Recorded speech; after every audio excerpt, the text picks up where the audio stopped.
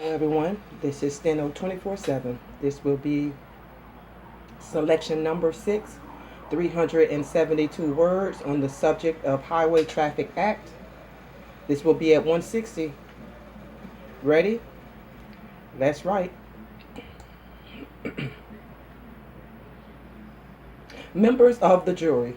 Each party in this case charges the other with violating certain statutes of the Highway Traffic Act.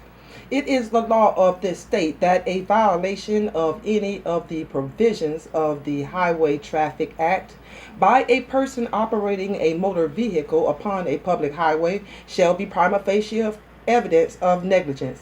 This presumption of negligence, however, may be rebutted by evidence showing that the statute in question was not violated or by evidence showing a reasonable ground for such violation.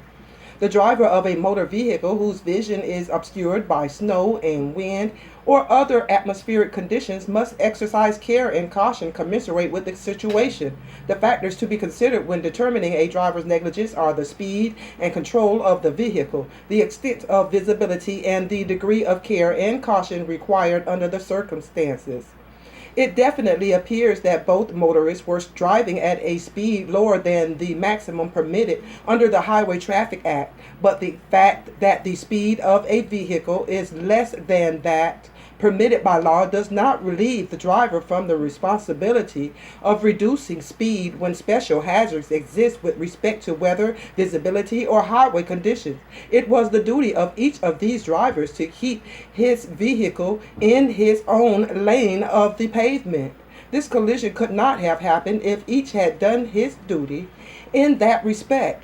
It is for you, jurors, as judges of the facts, to determine where and how this accident happened and who was to blame, whether both drivers were guilty of negligence, which substantially contributed to cause the accident, or if weather conditions alone were responsible. Should you find that both drivers were guilty of violation and the violation by each was a proximate cause of the accident, then neither party can avoid liability.